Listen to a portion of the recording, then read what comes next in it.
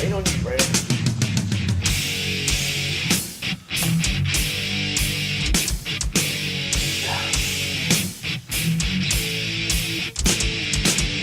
.357 Productions is proud to present the Masonian, a monthly podcast for Freemasons with a focus on the Grand Jurisdiction of North Carolina. While not an official function of the Grand Lodge of North Carolina, we operate with the full endorsement of Grand Master Bryant Webster and soon-to-be Gene Cobb. We hope. We hope. The opinions expressed on this show are those of the participants and in no way reflect the opinions of the Grand Lodge of North Carolina, its members, or any appendant bodies. 357 Productions doesn't own any rights to this music. We just like it, so we use it as much as we can until somebody tells us it's illegal and we can't. Damn Skippy. And today it's just us, again. Best way. Best way. No, I was telling Darla said, who you going to have today? I said, nobody. She said, why not? I said, when we have people here, they take up all of my airtime. I don't get to talk enough when we have it. True story. I just almost spit that water all over you.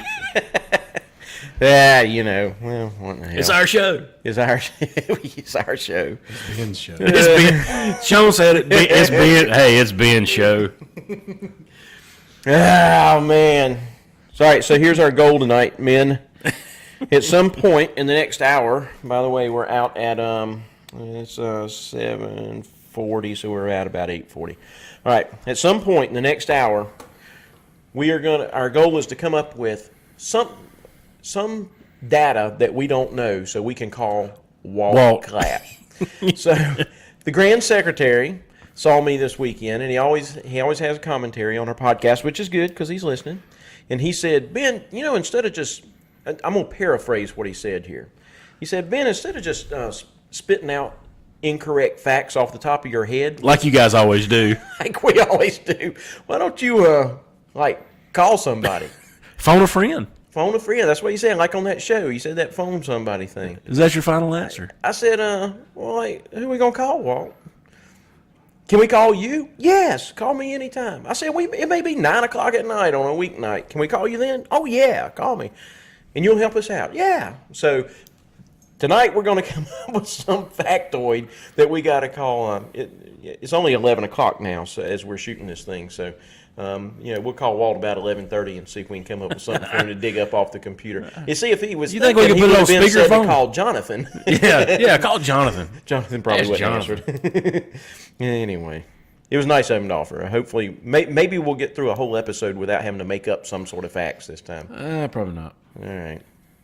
Brown, I saw pictures of you plastered all over Facebook on some kind of motorcycle pit crew. What were you doing? Well, here recently I've been helping out with Jeanette Thornley. She races a Pro Fuel Nitro Harley. So Does it pay well? it pays really poorly, but it's fun. Good. And she's doing great this year? She's doing real good. I bet you could find her on Facebook or on the internet somewhere. Absolutely. Nitro Granny. Yeah, Nitro Granny.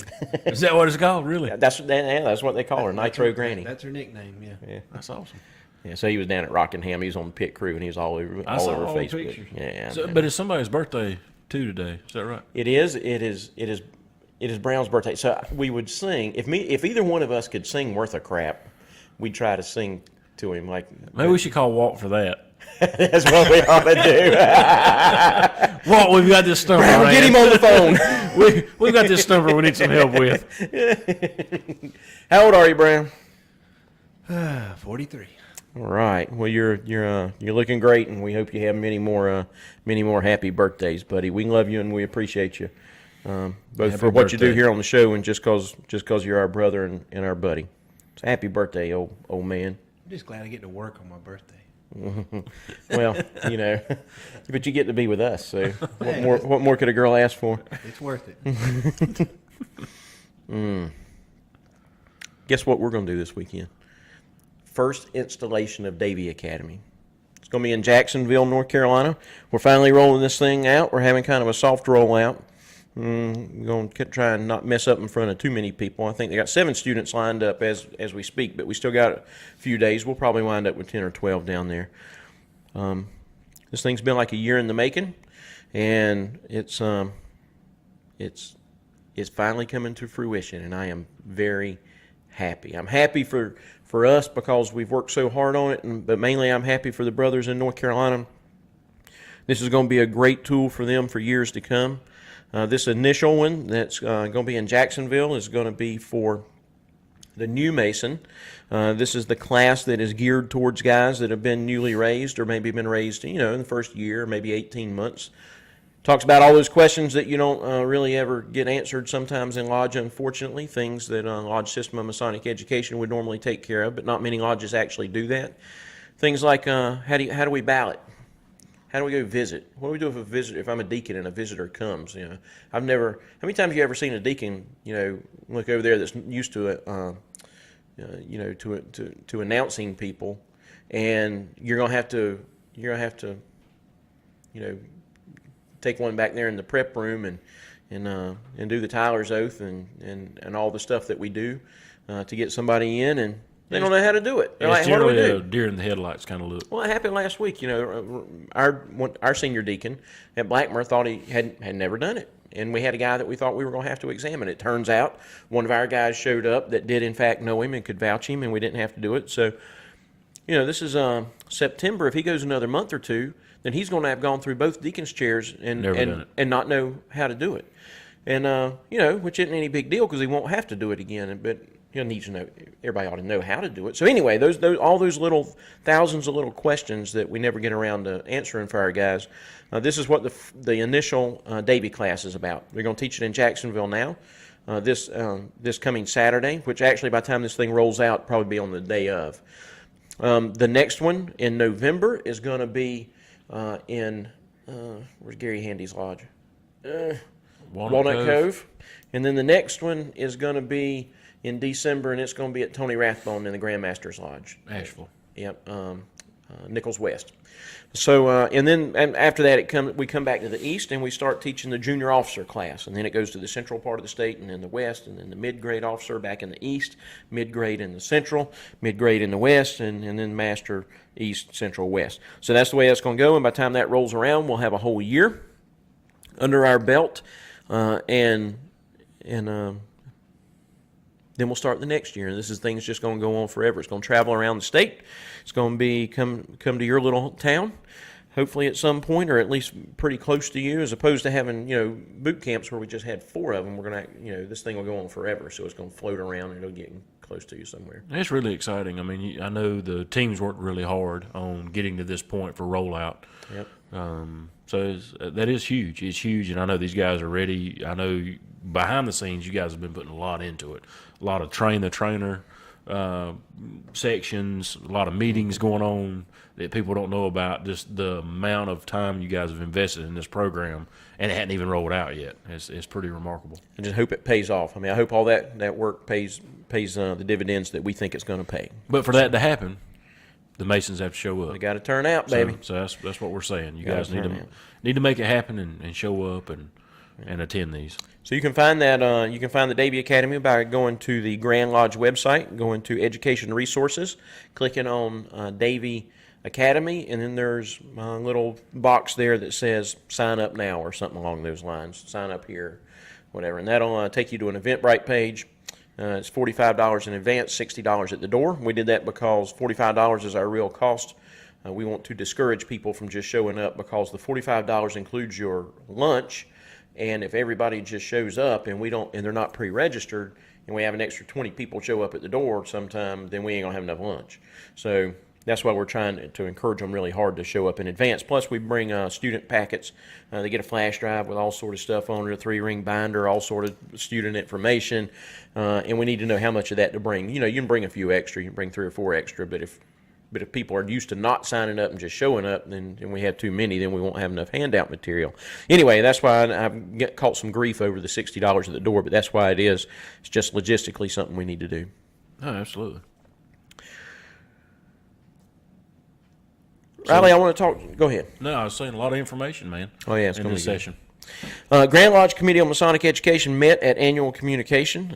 We meet monthly. But I just want to talk about some of the stuff that the Grand Lodge Committee on Masonic Education has to offer our brothers this year. We meet monthly as a committee, and we do that virtually by GoToMeeting. We have been drug into the 21st century. And Kicking and screaming. Kicking it? Well, not really. No, I'm just kidding. You know, I attended some go-to meetings with the Grand Master back in 2015. And so, you know, when I took over this committee chair, I knew we needed to meet, but I knew that we couldn't practically do it because I had guys literally from Ocracoke to Asheville on the committee, and we couldn't get together. I didn't figure more than once or twice a year. So we didn't even try to get together but once a year, and that was an annual communication. The rest of the time, we meet monthly by GoTo. So I just bought GoTo. It's, I don't know, $450 a year or something like that. The Grand Lodge, Walt, the Grand Lodge, not out of my budget, but the Grand Lodge ought to, you know, invest in that for all the committee chairs. And they may have the ability. I know the Grand Master has it. I don't know if when we were doing it with Grand Master Caudle, if that was if he had that through work or personally, or if that was something that the Grand Lodge had to go to. But if they don't have it for all the committee chairs, I mean, that they really ought to do that because the committees don't meet as much as they should. Yeah, probably cheaper for that subscription. Yeah, probably so. Because GoTo has, we're starting to wander off topic here, but GoTo has three things. One is GoToMeeting, which is what I've got, and it's $450. I'm pretty sure it was $450 a year, and you can do up to like, I don't know, 15 or 20 people. But then they have another thing, you probably know more about this than I do, called GoToConference, where, no, GoToWebinar. It's the webinar one. I don't know what they call it exactly. But that way you can do a bunch of people. You can do 100, 150 people. You just sit there, they're all muted. And you can still turn them on, but it's built for talking to a bigger group. And then they got one called GoToConference, and it was like huge, $1,500 a year, and I didn't even look and see what that was.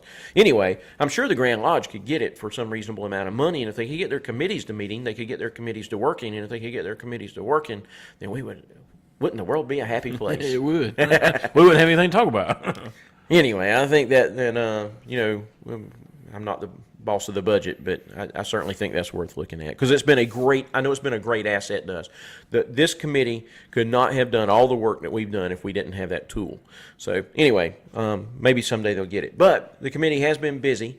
You know, I think we've talked about most of the things that we did this past year. Davie was the last big thing that we had to roll out, with the exception of ADEPT. The ADEPT program is the one where you it is focused on the allegory and symbolism and the philosophical part of Freemasonry. That's read a book, take a test, write an essay. Read a book, take a test, write an essay. Kind of a self-study thing. It's wonderful. We're dying to roll it out. It's been ready for about 6 weeks. We can't get the website right. It's up on the website. You can see it, but there's no way to actually sign up for it. And it was on there, but it was in the wrong place, so I just had them take that down, and then we were trying to get it up at the right place, and Jonathan was running down to the Grand Lodge annual communication. We just ran out of time. So Jonathan's been a great help to us on this, but you know, we ran out of time, and we're going to try and get it right in the next week or two. But that's sitting there ready to launch as soon as we can get the web part right. Davie's still got some web issues, but we're working through all those. But so by the end of the year, certainly we're going to have ADEPT and Davie launch. Those were our two big things. Going forward in the next year, though, I just thought I'd say a few things about the stuff we're going to try and do. We're going to do something with some focus groups. Doc Cates is almost certainly going to look after this for us. We kicked around. We're still in negotiations with the bigs about how they want to do this. If it's going to be some sort of big statewide one specific topic that we're going to talk about, or if we're going to do a series of smaller things. We really hadn't decided yet. But one way or another, I know one thing that I want our committee to do is go out and talk to folks, because I believe that what we do a lot of times is we start working on solutions when we're not exactly sure of the problems. We think we know what the problems are, but we hadn't really asked anybody. We just look at it through our lens over here and say, well, you know, the problem with MPDs is this, or the problem with guys not advancing is this, or the problem with whatever problem you want to come up with. And then we just decide what the problem is, and then we go about fixing it. But we could be wrong, theoretically, right? Yeah, gotta get in the trenches, man. Right. You're just guessing if you don't really Ask. know. Yeah, You're buying into your own press is what you're doing. You're buying into your own. Yeah. Well, this is what I think, so it must be right. Anyway, so we're one way or another, on a big scale or on a smaller scale, our committee's going to go out and talk to some folks and see. We're going to start kind of with small things like, what does our committee need to be doing, providing to you that we're not? Don Barrier is kind of going to look at that for us from an individual perspective. Doc is hopefully going to go out and talk to some people and see, get their feedback. Mike Pfizer is going to look at our systems and see, things that are not flowing well and holes that we have. And I want him to look at all of our systems from the standpoint of if he was a student or if he was a customer and he wanted to find the ADEP program and sign up for it. Well, right now we know it's a mess because it's on the website, but there's not a sheet. We know about that problem, but I guarantee you we got problems on that website, and not just the website. I mean, in our systems as a whole that we don't know about. Right. Anyway, he's going. So all that's kind of internal housekeeping, strategic thinking kind of stuff that's going to pay us some dividends down the road. We hope. Picked up a new guy on the committee named James Murphy. Every year, just so anybody listening knows, this is a 9-man committee. It's a 3-year appointment, so 3 years. Every year, 3 guys roll off and 3 guys roll on, essentially. One of the new guys that we're picking up this year is a brother named James Murphy. He's from James B. Green Lodge. James is going to, he doesn't know it yet because he's in Paris. When I rolled out everybody's duties the other day, he couldn't be at the meeting because he's off gallivanting around Paris, and he's putting up pictures of the family and all the stuff that they're seeing. Dude, wow. But when we hang up here, when we get done with this thing, remind you, I'll tell you what the lady's name is that's posting up all the pictures, and you can pick her up on Facebook. You wouldn't believe it. I mean, it's just every day they're posting up like 20 or 30 or 40 pictures of this crazy, awesome stuff they're seeing in France.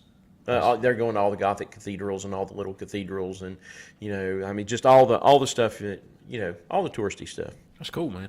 Yeah, Check it out.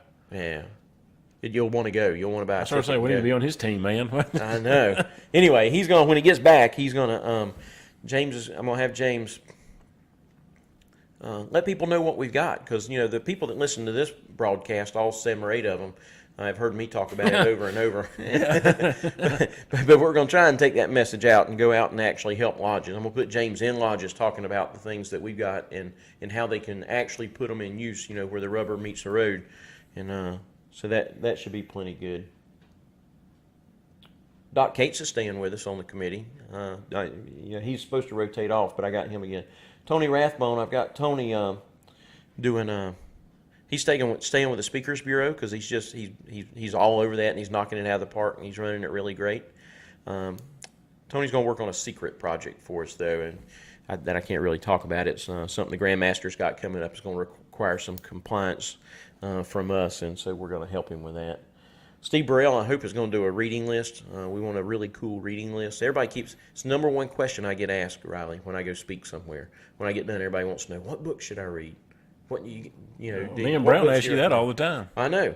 I get asked because you have a library, man, and That's right. You're always reading something cool and interesting. Well, I can say that your last suggestions have been good. I've been reading my books that we got at Asheville. I don't know about Brown, but I've been not as much as I need to be, but I have been reading them pretty regular, and they're very good. Haven't changed your whole paradigm, have I? It makes you definitely think. Some of the books that I'm reading are definitely make you think, but they're awesome books. I got a little bit of a library in there. Mainly, I got a few books, but let me tell you who's got a real library. A dude named Steve Burrell that's got a real library. He's got did he say 6,300 volumes? Is that what he said the other day? It was a lot. It was a lot. And so I went up there I went to see Steve Burrell in Durham. It's in downtown Durham. And he owns a building. It's got a bookstore upstairs, and he lives on the 2nd floor, and then in the basement he's got his library. I mean, it looks like a real library. And he's got it all cataloged and everything. So Steve's rolling onto our committee, and he's going to do this book list for us. And I'm hoping that he's going to be able to use some software or some process where not only does he list books like by category, so you can look at, history, speculative history, academic history, whatever category he's got them in, but he'll have like the ISBN number and the author, and you can search it multiple different ways and have a real book list and a way to do reviews and a way to rate the books. And the Grandmaster Webster told us we started working on this at the beginning of the year. We never really pulled it off quite in the way that in the scope that we wanted. And it was the one that wanted to like rate them like chili peppers. He used the analogy of when you go to a Chili's restaurant, you got one chili, two chili, three chili, and I thought that was pretty brilliant. So anyway, so he's going to do. So Steve's going to do that for us. And who else? Oh, Mike Daniels. So Mike Daniels is going to build. This is in its very incipient phases, so I don't want to get too deep into. We're going to for sure do this. But the plan is to build a sister academy to Davie that deals all in the philosophical side of Masonry. So that's all the leadership and management stuff. And he'd be the man to do it. He'd be the man to do it. So he and I are going to work on that together. That's kind of going to be our project. And we kind of already started. We started on this with the ADEP program. And we think we're going to incorporate the ADEP program into this academy. So we're just going to take the whole thing and pop it down inside the academy. So those guys are going to work on the project also, Curry and Randy and my team that I've got working on that. We're going to absorb them into that crowd that's looking after this new thing. But wouldn't that be cool to have a leadership and management academy on the scope of Davie, and then have something, a sister pillar to that does the philosophical and allegorical and symbolic side. So anyway, that's kind of the plan. Did I miss anybody over there on the list? Your team of rock stars? My team of rock stars. John Birchfield, and I think I'm going to draft him in even though he's not on it. Worshipful Brother John has agreed, at least in theory, to teach the Lodge system of Masonic education. He'll have a bunch of guys helping him, I'm sure. The Lodge system of Masonic education, most underutilized tool that we've got. It's there. Everybody knows about it. Everywhere I go, people say, well, do you know about the Lodge system of Masonic education? And I'm like, yes, I do, brother. Do y'all use it? No, but it's great. Well, and that's the way everybody says. Everybody knows about it. Nobody uses it. So anyway, I think, I don't know why. I think part of it's just, I don't know. We're hoping that to some degree, though, we're going to be able to push that agenda and John hopefully is the man to do that and get out there and teach people how to use it, make them feel more comfortable with it, and hopefully we're going to let that thing get some traction. I think I covered everybody, didn't I? Who else have I got on my list? I mentioned barriers, doing strategic planning. Don's going to be looking at things that we're not providing that we should be providing. Yep, that's it. We'll move on from there. But that's kind of the things that your Grand Lodge Committee on Masonic Education has in the works for next year. And we're going to try really hard and pull them off. I'll say this. Picked up a guy named, one of my guys that's going to teach in Davie Academy is a dude named Jason Caldwell. He's a Marine from Jacksonville. And he just came up on a whim and said, hey, I think I'd like to help with, what was he wanting to help with? I don't know, with something. And with the thing that Pfizer's doing, the systems analysis. I'd like to help with that. I'm like, okay. So I hooked him up with Mike Pfizer, sent him an email, said, Jason wants to help. And, boom, we're going to put him to work. So what I'm telling you is, if anybody's listening to the broadcast, I can't put you on the Lodge System of Masonic the Committee on Masonic Education. There's 9 appointments. I don't have charge of them. The Grandmaster appoints them. We're just out of slots. But if you want to work with the Grand Committee, can't talk no more, Riley. That's okay. I think I've run out of talking. Is it possible? No. You need to take a breath. Mm-hmm. If anybody wants to work with the Grand Lodge Committee on Masonic Education, we will find a job for you. We will find a job for you. You call me, send me an email. I will. We need you. I'll find a place for you somewhere. Went to the Board of Custodians meeting while I was there. How'd that go? Great. They did a lot of Board of Custodians stuff. Really good guys. I like all those dudes a lot.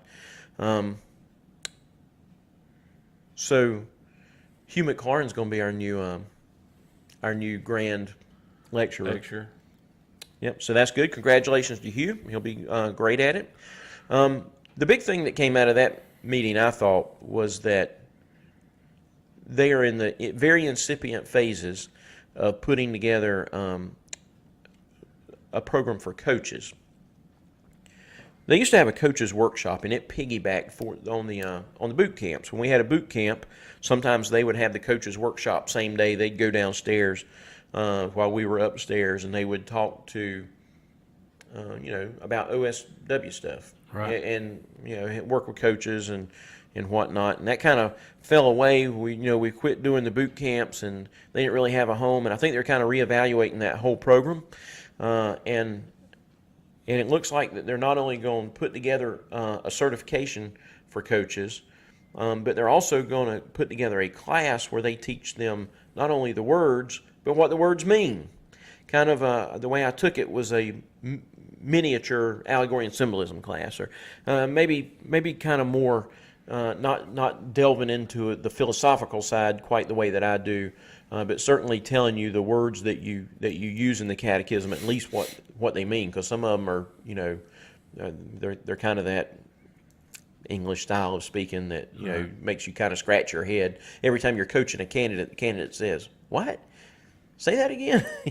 Those funny little phrases that they use. Anyway, so that sounded really good. So we're going to work with them the best we can. We're going to help them any way that we can. But there's something coming for coaches from the Board of Custodians, and I'm not on the Board of Custodians, so I'm not really qualified to speak to that. But it sounded really good, and I'm really excited for folks. We'll all keep our ears open and see what intel we can gather about that, and see if we can get some Five-Finger Freddy back alley information and pass it on to everybody. Some interdepartmental some Hillary emails there. Anyway, I like it. Hey, you guys, here. All right, I'm gonna tell everybody a secret, so don't tell anybody this, right? Yeah. Shh. I didn't have to work. Everybody knows I didn't have to work at the annual communication this time. I wasn't on that committee anymore doing that. Yeah. So you know what I did? I slept late and I slipped off and took a nap one day while you guys me and were in Brown there were slaving slaving away. What? So what were y'all doing? Y'all were doing the sound again. How'd the sound go there, fellows? It's pretty good.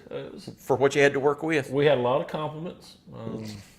Brown did an excellent job again. I heard the board was just on fire that y'all had. Yeah, literally smoking, man. Caught on fire, man. That was Thursday while we were setting up. And Corey Gwynn, he provides the equipment, and God bless Corey.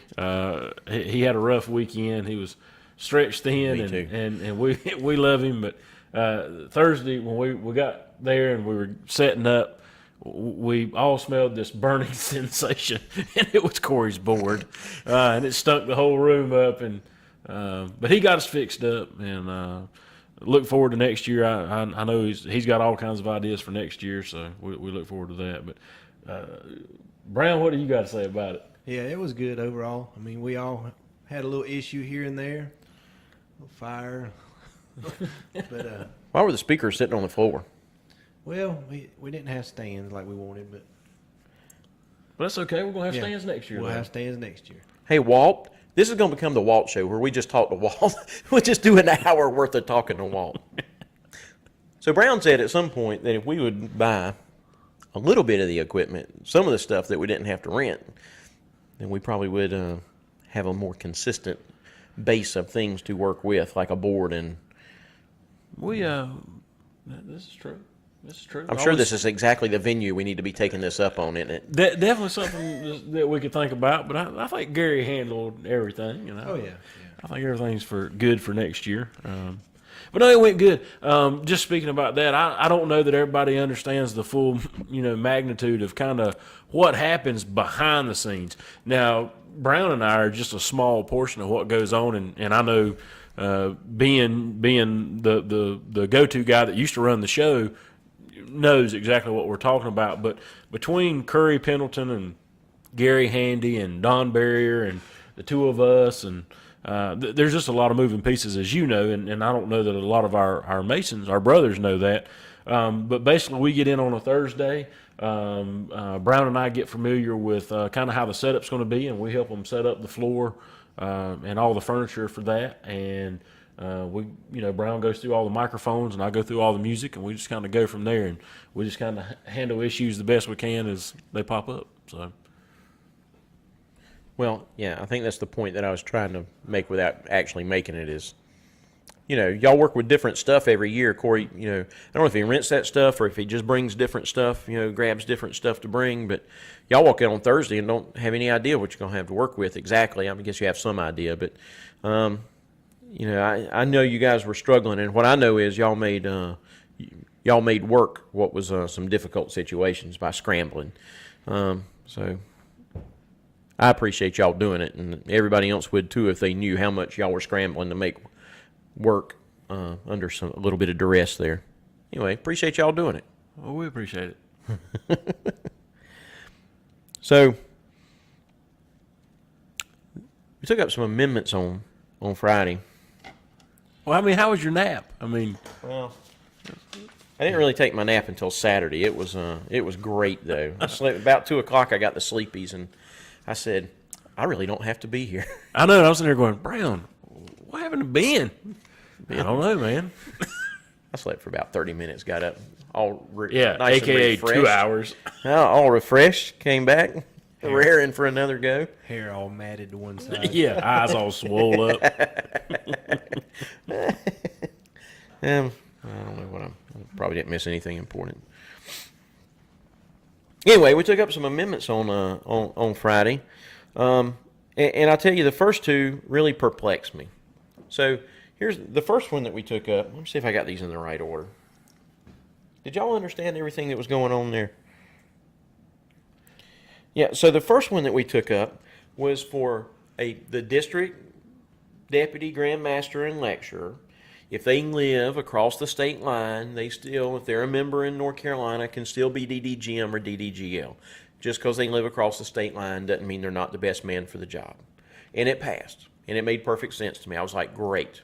The very next amendment, immediately after that, they took if a grand committee member living just across the state line was the best man for the job, if they could serve on a grand committee. And they turned it down. Yep. Now, I'm not arguing the validity of which one's right and which one's wrong. I have an opinion. But it seems like the membership would either vote them both in or vote them both out. What was the point of voting one up and one down? It's almost the same issue, right? We did have the same voters. Yeah, it was back to back. It wasn't even really but it wasn't even really close. No. Because it passed big the first time and failed big the second time. I think they didn't understand the question. It may be. The second time, they seemed a little heated about it. It was like, everybody was like... I swear I don't think they understood the question. It makes no sense that they would pass one and turn down the other one. Maybe they didn't. Does anybody have any explanation for that? It had to be they didn't understand. I think we should call Walt.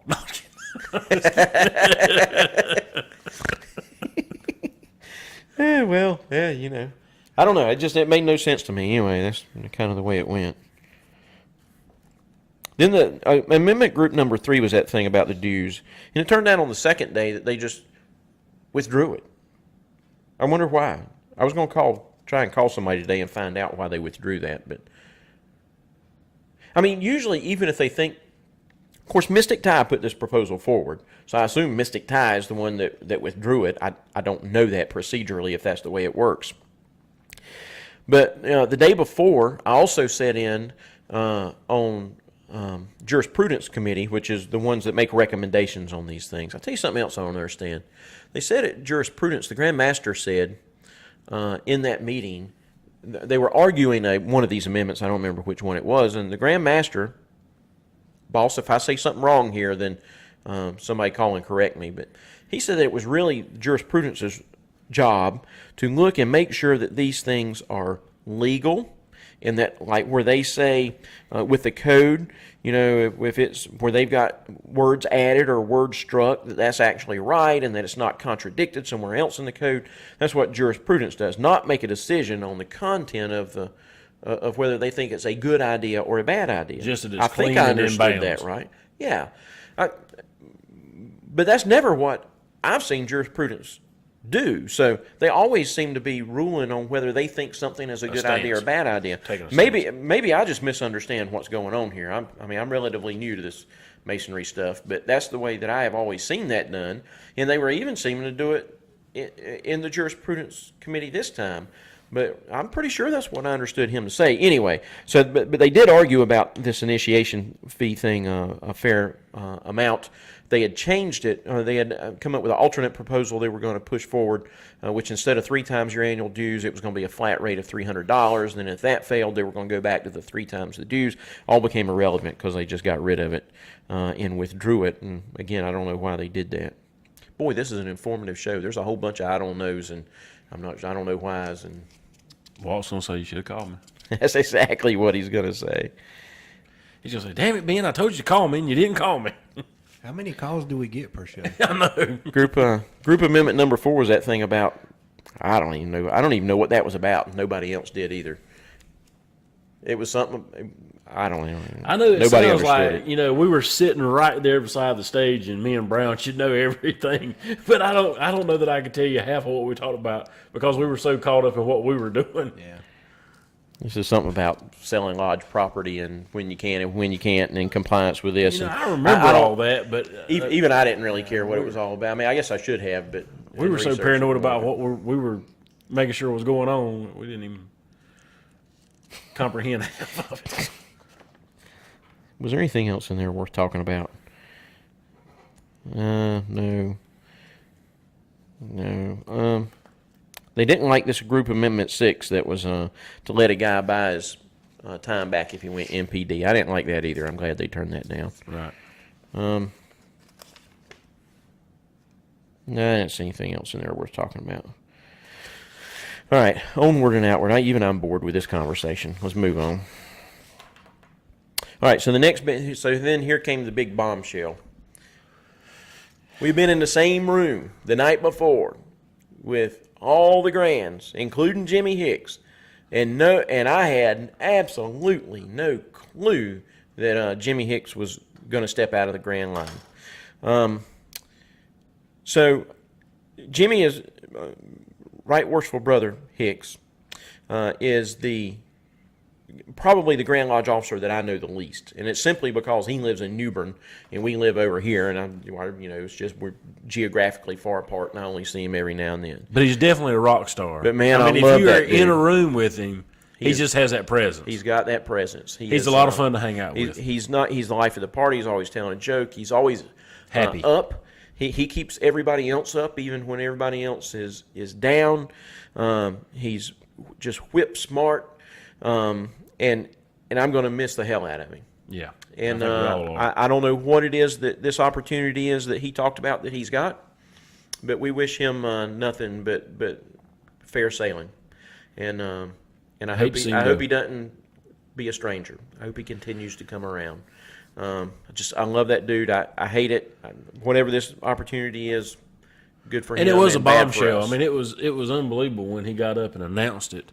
The Grand Master asked him to come up that he had something he needed to share with the craft, and when he dropped that bomb, I mean, it was like all the air went out of the room. Yeah. I mean, it was just everybody got upset. It was just good for him. It was almost kind of like traumatic, man. I mean, everybody was like, "What?" I'm sure it's bittersweet. He's a great guy. So anyway, fair roads for you, buddy, and we'll miss you, and don't be a stranger. That's all I know to say. I hate it, but I think we need to have him on the terms. show and just come like all the crazy stories that he's got since he's been in Grand Line for the past 17 years, like 14 years. He said 14 years. He had been not in the Grand Line, of course, but he had been in that circle for 14 years. It's what he told the group. So I mean, that's a long time, man. Yeah, it must be some opportunity he's got. He decided he liked me the night I jumped on that cow in Asheville. Him and the security guard back there, and us jumping the fence and jumping on that Ben cow. jumps the fence, jumps on a cow. And Jimmy's like, He loves it. I do think he'd be cool to have on the show, and he's got some great stories. Anybody that knows him, and we're talking like we're best friends with him, and we're not just being around him and being exposed to him for the past 2 or 3 years has just been awesome. But he has these great stories that are just hilarious that you don't even think can be true, but they are. It's awesome. And it's good that all of our Grand Line officers are very serious men. Yeah. I mean, you want serious men being your leaders. But it was nice to have Jimmy to pick things up every now and then and just make you feel like you're not the only rebel in the room. I think all the wives loved him. Like all the wives were always around him. He's just hilarious. Kills me, man. Anyway, best of luck to you, brother. Absolutely. Then, not long after that, we knew that Rick Carter was going to retire. But I want to say a few words about Rick Carter. I didn't like Rick Carter when I first met him. He says what's on his mind, and he's brash, and he's brave, but he can be abrasive. I think he would even say that. He will say anything to any person at any time if it's on his mind. He has no filter. Like a true journalist.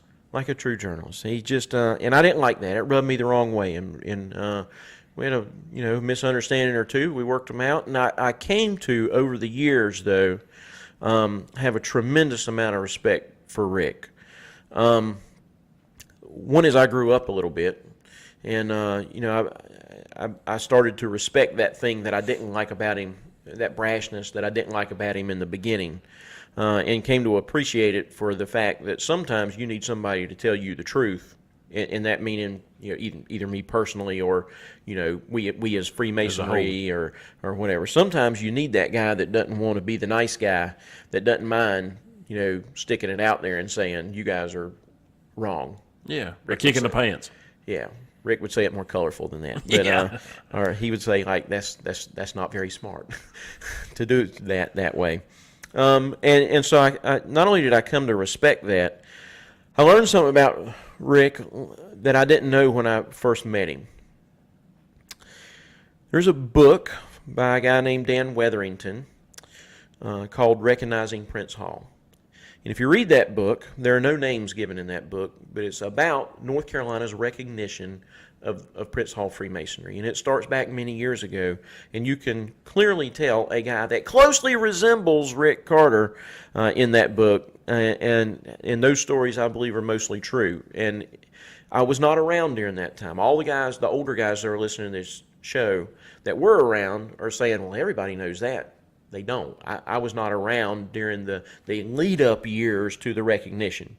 And apparently Rick Carter was beyond instrumental in making that happen. I think Walt was heavily involved in that. Rick was heavily involved in that. Dan Wetherington was a pusher and a mover of that, I believe, from reading the book and from the stories that I've heard and talking to people about this.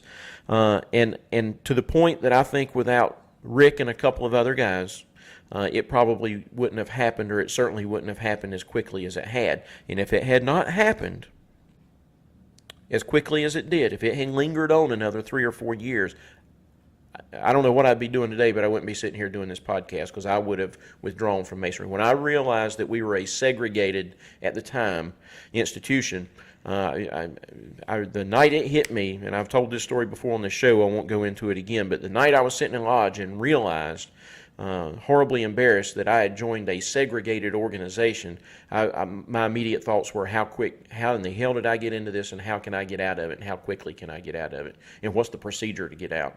And Bill Bruton told me to just hang on, and that year it passed.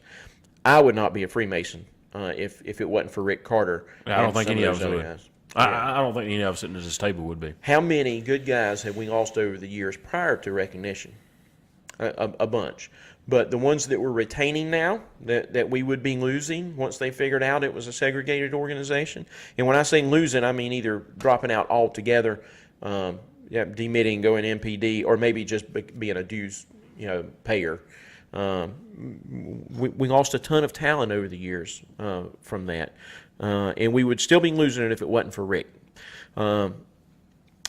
Just as I love his pictures. not just the ones that he puts in North Carolina Mason. They're nice, but they're pictures. I mean, he does like a picture of the week. He's a wonderful photographer. Dude, he's got like all these pictures from UNC. Have you seen them from the bands? Yeah. When he was shooting bands in the 70s and maybe even the 60s. I'm not sure how old Rick is. But those are obviously bands from certainly the early 70s and maybe even back into the late 60s. We talked to Rick at Annual Communication, and he's agreed, at least in concept, to shoot a podcast with us. We told him we'd travel for him and for Dan Wetherington. He's going to try and hook us up with Dan, too.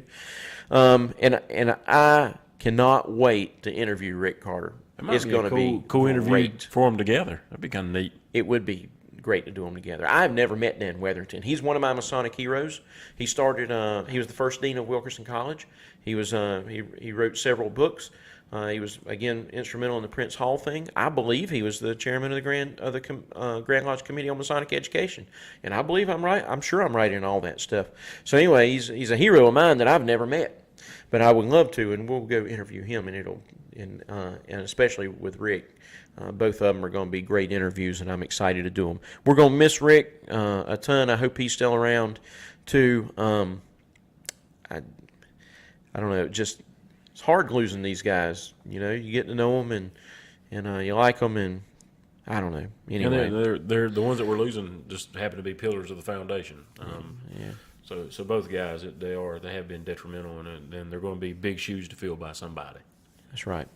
We love you guys, and we're gonna miss you, but I guess that's it. We talked about guns a little bit. Yeah, we did. I didn't understand what they said about guns. What did they say? You're going to be able to have a dude that's not the Tyler, but sitting with the Tyler that's got a gun if he's a cop. You can have the way it read the first time was that you could have a current, basically in layman's terms, a current badge-toting officer, whether it be sheriff's deputy, police officer, whatever, as long as they sat outside with the Tyler and the firearm stayed outside of the lodge room. And then the next part, correct me if I'm wrong, Brown, I think they said they also included a retired police officer, but it had to be a retired, was it police officer or military? Is that how that read? Something along that extent, but it could be a retired law enforcement that could do the same thing. Stay outside with the Tyler to protect the lodge room at this moment. Sounds like a horrible job to have. It sounds like a horrible job, and it's sad that in today's society we're never to talk about it. It is. I was looking around the room. I saw a lot of heads shaking up and down. I saw a lot of them shaking back and forth. Everybody seemed pretty divided on that. Yeah, and I think that if it would have went to an open vote, I think it would have been very divided. Yeah. I mean, we all know that. It's just that's a tough situation. It's a tough sale. It's a hard position to fill. Yeah, it is a hard position to fill. It's sad that our society is in that kind of shape that we're even having to discuss it. But as we all know, of course, gunmen tried to enter a lodge and shoot several Masonic brethren, but was stopped right before going in. So it's just it's a different world we live in. The bomb that went off in New York City, the one that was in the dumpster, you remember this here a week or two ago? There were some brothers that I'm friends with on Facebook that was very, like, a half a block from their lodge. I mean, it was very close to their lodge. So I don't know, man. I don't know. I see both sides of this thing, Yeah. but I know how we handle it. And yeah, I know how the more noise you make about it, the more of an issue it's going to be. Yeah. So, yeah. Well, I mean, the other thing is, I mean, if you got churches now that have paid police officers to be at the service, yes, just right down the road from us in Albemarle, there's Prospect Baptist, very large Baptist church, just right across the river in Stanley County. They see several thousand people for a service. They have, from talking to people in their congregation, they have 2 police officers that they hire in uniform. Really? At their service. Really? I had Yes. no idea.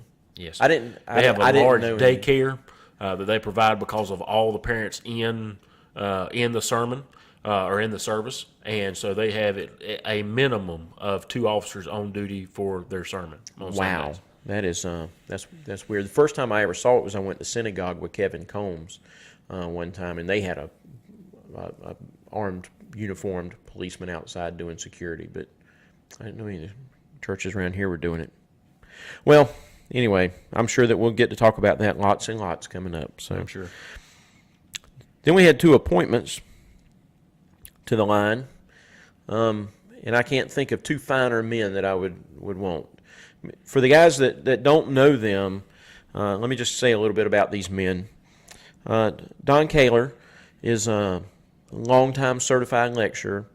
He's a member at Beulah, and is that 409, 406, 40 something? 409, I believe. Yep, in Burlington.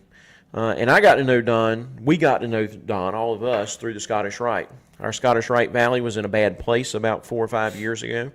There was bad energy. It wasn't fun going up there. Nobody was happy to be there. Everybody was pissed off at each other all the time. We had problems with the building and this stupid one of these committees that looks after the building.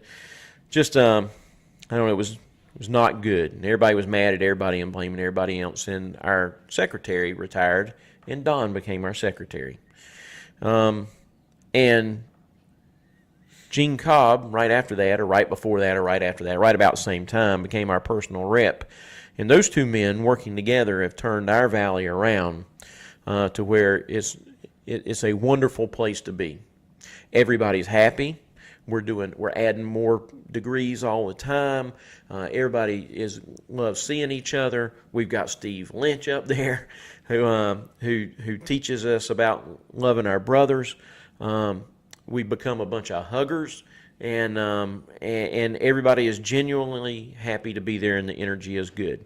Don gets at least half the credit for that. He and Gene together,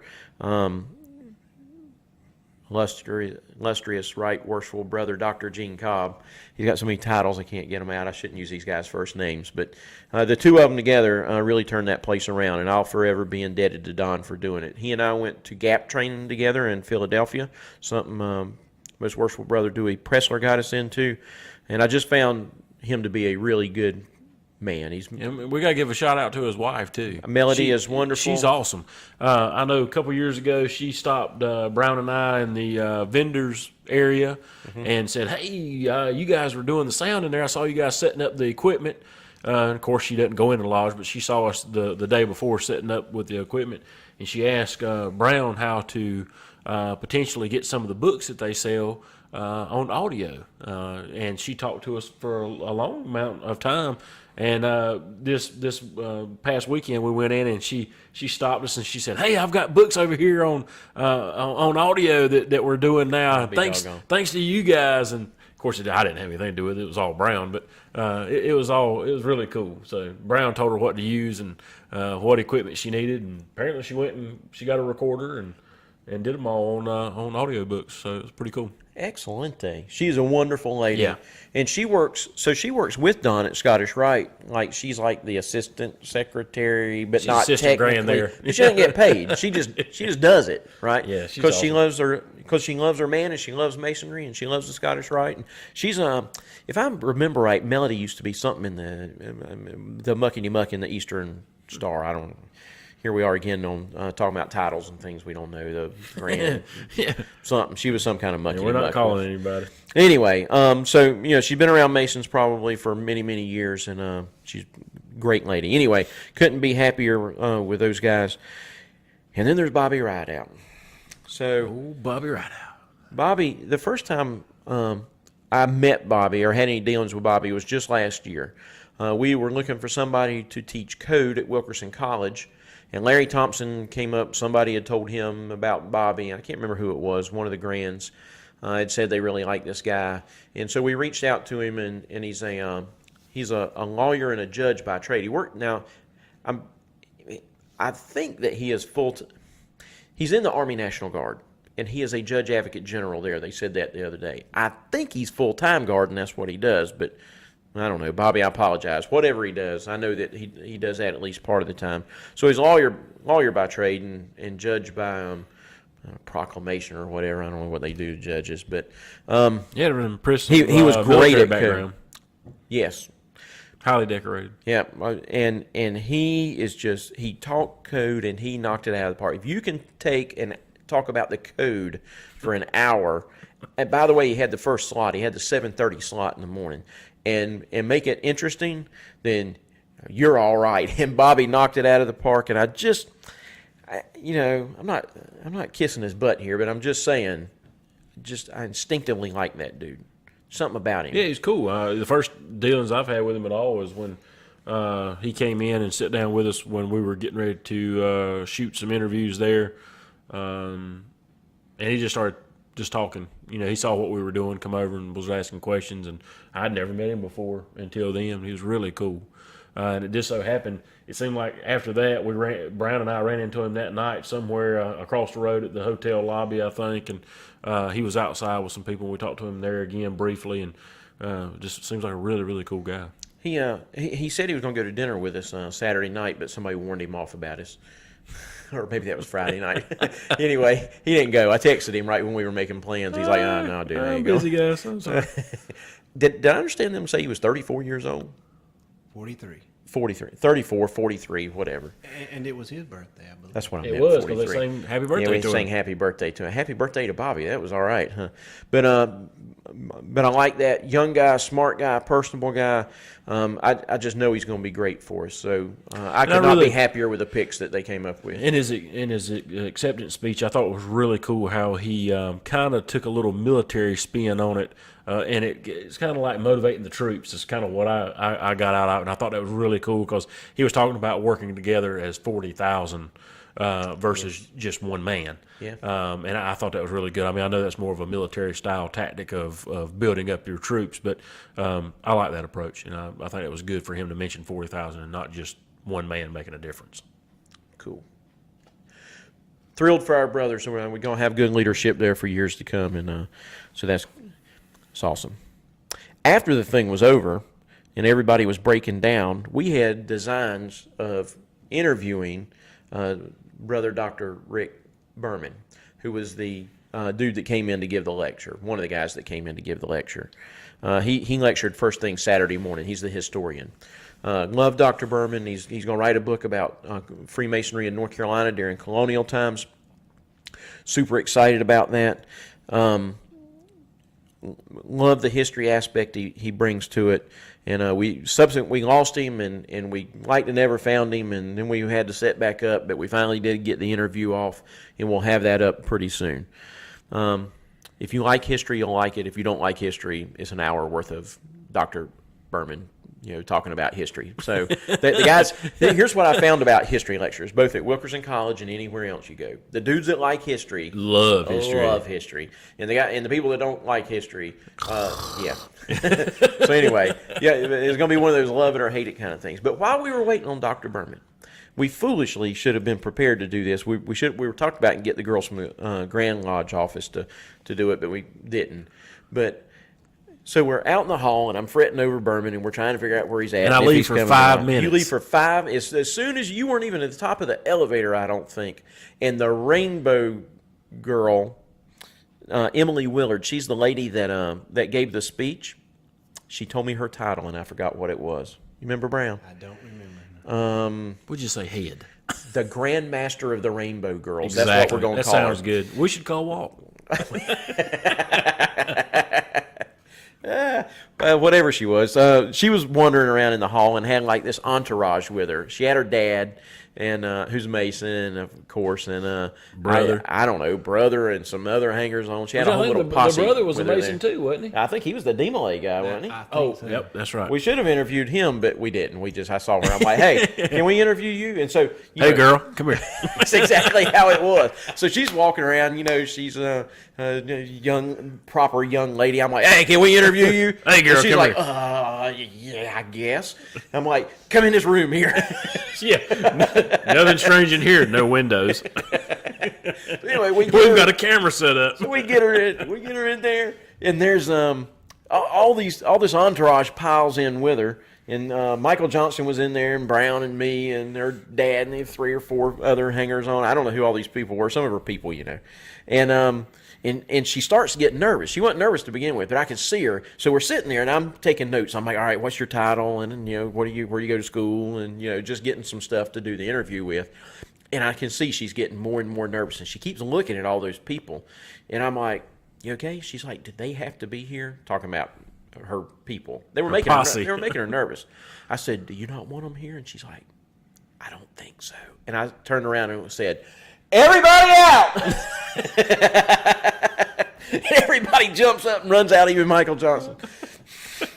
Shot a little short interview, about 10 minutes, and Brown seen it. He said he viewed it. And he said it turned out good. Yeah, it was good. She was a great interview. Just Cool. I knew. Sometimes when you're interviewing folks, I like to know a lot about their subject. I didn't know a thing about the Rainbow Girls, and sometimes that helps because you come at it from the perspective of somebody. So a lot of times when you know a lot about something, you assume that some of the people that are listening know the same things you do, so you skip over stuff. Does that make sense? Yeah. So anyway, I didn't know anything She about presented Rainbow herself Girls. well to the Grand Line. I mean, or to the annual communication. She did well She's a in junior front of at- everybody. Junior at App. Mm-hmm. And so Good anyway, years. we're very thank you very much to Emily for doing the interview and to Dr. Berman, and y'all check those out, and we'll go from there. Did you understand? We have to cut this out, Brown.